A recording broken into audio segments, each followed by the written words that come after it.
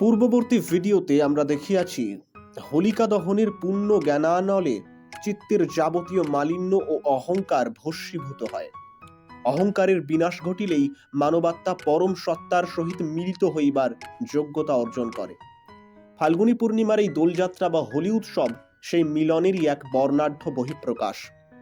সাধারণের দৃষ্টিতে ইহা কেবলই আবির ও গুলালের এক উজ্জ্বল ক্রীড়া মাত্র, কিন্তু দার্শনিক ও তত্ত্বান্বেষীর তীক্ষ্ণ দৃষ্টিতে বিচার করিলে এই উৎসবের অন্তরালে উপনিষদের ব্রহ্মবাদ এবং বৈষ্ণব দর্শনের সুগভীর রসতত্ত্ব উদ্ভাসিত হইয়া ওঠে। হোলিকা দহন যদি হয় নেতি নেতি মার্গের প্রতীক, তবে দোলযাত্রা হইল ইতি ইতি বা সর্বভূতে ব্রহ্ম দর্শনের পরম আনন্দ। বেদান্ত দর্শন আমাদিগকে শিক্ষা দেয় যে পরম ব্রহ্ম এক এবং অদ্বিতীয়। তিনি নিরাকার, নির্গুণ ও বর্ণহীন।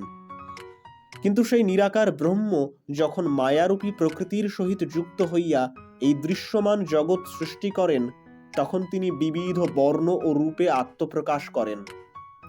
বিজ্ঞানের আলোকে যেমন একটি শুভ্র আলোকরশ্মি প্রিজমের মধ্য দিয়া অতিক্রম করিলে সপ্তবর্ণে বিভক্ত হইয়া পড়ে, ঠিক সেইরূপ এক অখণ্ড চৈতন্য সত্তা ত্রিগুণময়ী সত্য, রজ ও তম প্রকৃতির সংস্পর্শে আসিয়া এই বৈচিত্র্যময় জগতের সৃষ্টি করিয়াছেন।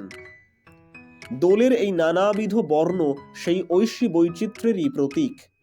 আমরা যখন একে অপরের গাত্রে বিবিধ বর্ণ লেপন করি, তখন আমরা অজ্ঞাতে সেই বহুত্বের মাঝেই একত্বের সন্ধান করি।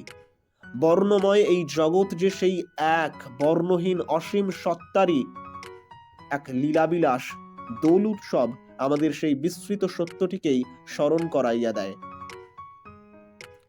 বৈষ্ণব দর্শনে দোল উৎসবের তাৎপর্য আরো সুমধুর ও ভক্তিপূর্ণ। শ্রীকৃষ্ণ হইলেন পরমাত্মা এবং শ্রী রাধা হইলেন জীবাত্মার মূর্ত প্রতীক।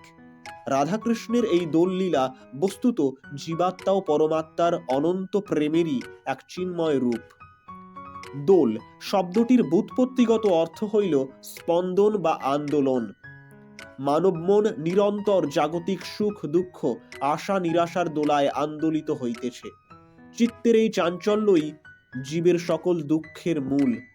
কিন্তু যখন সেই চিত্তরূপী দোলনায় ভগবান শ্রীকৃষ্ণকে স্থাপন করিয়া ভক্তির রজ্জু দ্বারা আকর্ষণ করা হয়, তখন জীবনের সকল অস্থিরতা দূরীভূত হইয়া এক প্রশান্ত পরমানন্দের সৃষ্টি হয়। আবির ও গুলাল হইল সেই নিষ্কাম ভক্তি ও প্রেমের পরাকাষ্ঠা।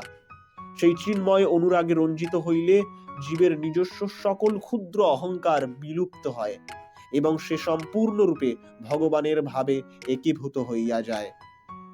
হোলি বা দোল উৎসবের সামাজিক দিকটিও কোনো অংশে কম তাৎপর্যপূর্ণ নহে। আমাদের মানব সমাজ নানাবিধ বর্ণ, ভেদ, জাতি ও অভিমানের প্রাচীন প্রাচীরে খণ্ডিত।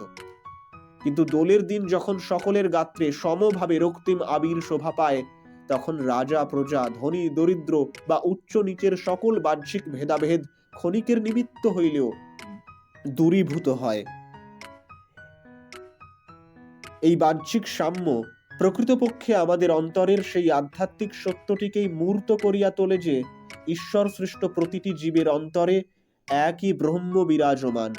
সমাজের বুকে যুগ যুগ ধরিয়া যে বৈষম্য ও কুসংস্কারের ব্যাধি সঞ্চিত হইয়াছে, দোলের এই বর্ণিল প্রলেপ তাহাকে মুছিয়া ফেলিয়া এক অখণ্ড ভ্রাতৃত্ববোধ ও আত্মিক ঐক্যের জন্ম দেয়। গীতায় বর্ণিত সমদর্শন এর এমন ব্যবহারিক প্রয়োগ অন্য কোনো উৎসবে বিরল। অতএব হে মানব, দোল উৎসবকে কেবল ইন্দ্রিয়গ্রাহ্য এক সাময়িক উন্মাদনা বা কায়িক উল্লাস বলিয়া ভুল করিও না। হোলিকা দহনের হুতাশনে নিজ অন্তরের কলুষতা ভস্মীভূত করিয়া দোলের এই পুণ্য লগ্নে ভক্তি, জ্ঞান ও প্রেমের আবিরে নিজ আত্মাকে রঞ্জিত করো। যে বর্ণ কেবল গাত্র স্পর্শ করে এবং বাড়ি সিঞ্চনে মুছিয়া যায়, তাহা তো নিতান্তই ক্ষণস্থায়ী। কিন্তু ব্রহ্মজ্ঞানের যে বর্ণ আত্মায় প্রলেপিত হয়, তাহা চিরন্তন ও অবিনশ্বর। সেই শাশ্বত বর্ণে রঞ্জিত হওয়াই মানব জীবনের চরম ও পরম সার্থকতা।